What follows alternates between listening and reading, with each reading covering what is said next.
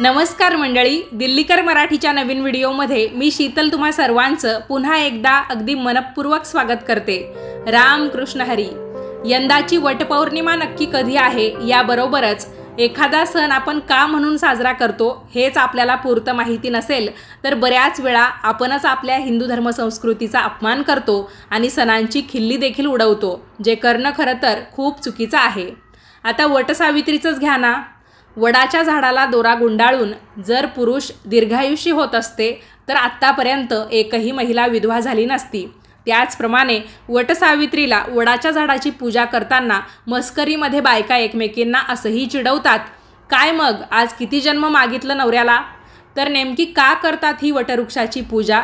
सत्यवान सावित्रीच्या कथेव्यतिरिक्त अजून काय रहस्य आहे या व्रताचं तेही तुम्हाला या व्हिडिओमध्ये समजेल, म्हणून हा व्हिडिओ अगदी शेवटपर्यंत पाहत राहा आणि ओम नमः शिवाय अशी कमेंटसुद्धा नक्की करा। चला तर मग व्हिडिओला सुरुवात करते।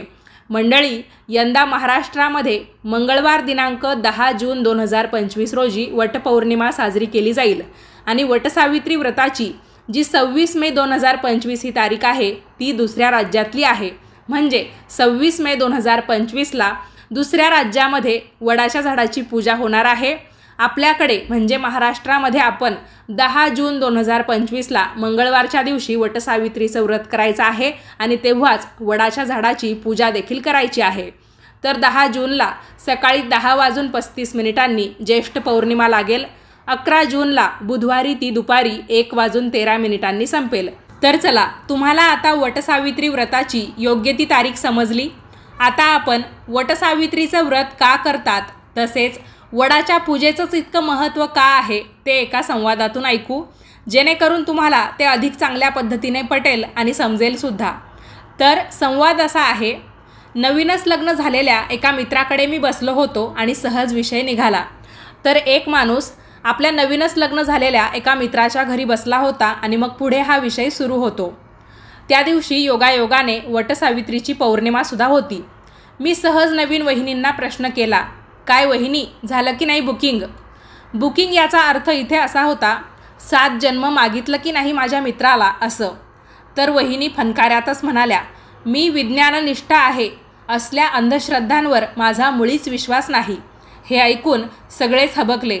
मित्राच्या चेहऱ्यावरचे भाव, सांग बाबा काही समजावून, असे होते। मग म्हणालो, वहिनी बसा, विज्ञाननिष्ठा म्हणजे काय हो? कोणत्याही गोष्टीची कारणीमासा समजून घेतल्याशिवाय त्यावर विश्वास न ठेवणे हेच ना? त्या म्हणाल्या, हो बरोबर।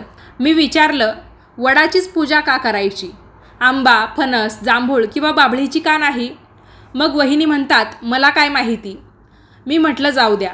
मी पुन्हा दुसरा प्रश्न त्यांना विचारला, ज्येष्ठ पौर्णिमेलाच का करायची? श्रावणी किंवा माघ पौर्णिमेला का नाही? वहिनी पुन्हा म्हणाल्या, मला काय माहिती? मग मी म्हणालो, हे काहीच माहिती नाही, कधी समजून घेण्याचा प्रयत्नही केला नाही, तर मग वडाच्या झाडाची पूजा करणं म्हणजे अंधश्रद्धा हे तुम्ही कशाच्या आधारावर घोषित करतात? बिचाऱ्या वहिनींजवळ उत्तर नव्हतं। अनेकांजवळ हे उत्तर कधीच नसतं। तरी पण आपण काय म्हणतो, या दिवशी वटवृक्षाची पूजा करणं म्हणजे निव्वळ अंधश्रद्धा आहे। शेवटी वहिनी म्हणाल्या, तुम्हीच सांगा। म्हटलं, ऐका, जगामध्ये सर्वात दाट सावली कोणत्या झाडाची असते तर ती असते वडाची। वडाच्या पारंब्यांमधून अखंड पाणी टपकत असतं, त्यामुळे वडाखालची जमीन ही सदैव ओलसर राहते। याचसाठी वडाची सावली अद्भुत गुणकारी आहे हे सांगताना सुभाषितकार असं म्हणतात, कुपादेकम वटच्छाया तथा मृद निर्मितीम गृहम शीतकाले भवदुष्णम उष्णकाले तु शीतलम। अर्थात विहिरीचे पाणी, वडाची सावली आणि मातीचे घर उन्हाळ्यामध्ये थंड तर हिवाळ्यामध्ये गरम असते। या तीनही गोष्टींनी युक्त जेव्हा आपले घर होते तोवर कूलर, AC काही लागत नव्हता। आता या गोष्टी नाही तर अर्थातच आपल्याला आपल्या घरामध्ये उन्हाळ्यामध्ये कूलर किंवा AC लावावा लागतोच। वडाचे वैज्ञानिकदृष्ट्या वैशिष्ट्य असे आहे की जगामध्ये सर्वाधिक ऑक्सिजनचे उत्सर्जन करणारा वृक्ष आहे तो म्हणजे वड। म्हणूनच वटसावित्रीला वडाचीच पूजा होते, आंबा, जांभूळ किंवा इतर वृक्षांची नाही। त्याचबरोबर ज्येष्ठाच्याच महिन्यात का वटसावित्री साजरी करतात, बाकी महिन्यांमध्ये का नाही? तर ज्येष्ठाच्या जीवघेण्या घुसमटीमध्ये उन्हामध्ये लाकडे तोडण्यास गेलेला सत्यवान ऊन लागून पडला, गरमीने त्रासला, प्राणवायूच्या अभावाने कासावीस झाला. त्याला सावित्रीने वडाच्या झाडाखाली आणले.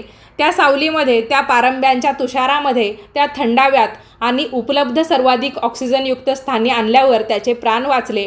हे आहे पतीचे प्राण वाचवणे. बाकी पुराणकथा, रोचनार्थ, फलश्रुती या प्रकारातील समजायची असते. ज्या वडाच्या या गुणधर्मामुळे पती वाचला त्या वडाच्या प्रती कृतज्ञता व्यक्त करणे, निसर्गाला धन्यवाद देणे ही आहे वटपौर्णिमा. मग वहिनी म्हणाल्या, ठीक आहे, इथपर्यंत समजलं, पण याचा 7 जन्मांशी काय संबंध आहे की महिला वडाच्या झाडाची पूजा या दिवशी करतात? जन्मोजन्मी हाच पती मला मिळावा किंवा 7ही जन्म हाच नवरा मला मिळावा म्हणून प्रार्थना करताना दिसतात. तर याचा काय अर्थ आहे तोही तुम्ही समजावून सांगा.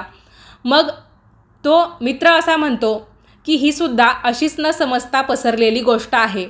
7 जन्माचा पुढच्या जन्माशी काहीच संबंध नाही. हा जीवशास्त्रीय विश्लेषणाचा भाग आहे. जीवशास्त्र असं सांगतं, आपल्या शरीरामध्ये पेशी सतत परिवर्तित होत राहतात. जुन्या मरतात, नव्या जन्मतात, सतत बदल होत राहतो. संपूर्ण शरीरातील सगळ्या पेशींचे परिवर्तन व्हायला काळ लागतो 12 वर्षाचा. म्हणून जेव्हा कोणत्याही गोष्टीचे 12 वर्ष पूर्ण होतात तेव्हा असं म्हटलं जातं, आता या गोष्टीचं एक तप पूर्ण झालं. म्हणजेच काय, नवीन तयार होणारी प्रत्येक पेशी तपपूत असावी म्हणून 12 वर्षे तपश्चर्या. 12 वर्षात सगळ्या पेशी बदलतात. जणू काही माणसाचा पुनर्जन्मच होतो. सगळ्या नव्या पेशी आणि नवा देह. असा 7 वेळी जन्म, अर्थात 12 गुणिले 7 किती होतात? 84 वर्ष. पूर्वी विवाह व्हायचे 16व्या वर्षी. त्यावेळी नववधू प्रार्थना करायची, 7 जन्माची आमची सोबत असू दे. अर्थात पती 16 अधिक 84 म्हणजे 100 वर्षे जगू देत असा त्याचा अर्थ होता. 7 जन्माचा त्याचा काही संबंध नाही. वैज्ञानिकदृष्ट्या किंवा जीवशास्त्रीयदृष्ट्या काय अर्थ त्याचा आहे तोही मी तुम्हाला सांगितला. शतायुष्याच्या प्रार्थनेसह निसर्गाच्या कृतज्ञतेचा सोहळा म्हणजे वटपौर्णिमा. वटपौर्णिमेला सावित्रीला हे वटमहात्म्य माहिती होते म्हणून तिचा सत्यवान वाचला. आपण वट तोडले तर आपल्या सत्यवानांचे काय याचा विचार करण्याचा दिवस आहे वटपौर्णिमा.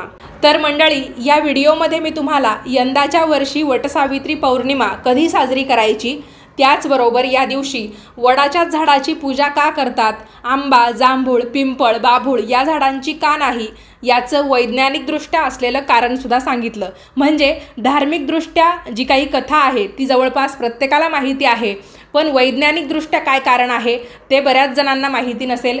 तर या व्हिडिओमधून तुम्हाला ते माहिती व्हावं म्हणून ही माहिती मी तुमच्यासोबत शेअर केली. तुम्हाला हा व्हिडिओ, ही माहिती कशी वाटली मला कमेंट्स करून नक्की कळवा. व्हिडिओ आवडला असेल तर लाईक करा, जास्तीत जास्त लोकांना पाठवा आणि याच पद्धतीचे नवनवीन माहितीचे धार्मिक आध्यात्मिक व्हिडिओ पाहण्यासाठी आजच आपल्या दिल्लीकर मराठी या यूट्यूब वाहिनीला सबस्क्राईब करा. तर वेळात वेळ काढून तुम्ही हा व्हिडिओ पाहिला त्याबद्दल तुम्हा सर्वांचे खूप खूप धन्यवाद आणि येणाऱ्या वटसावित्री पौर्णिमेच्या तुम्हा सर्वांना खूप साऱ्या शुभेच्छा.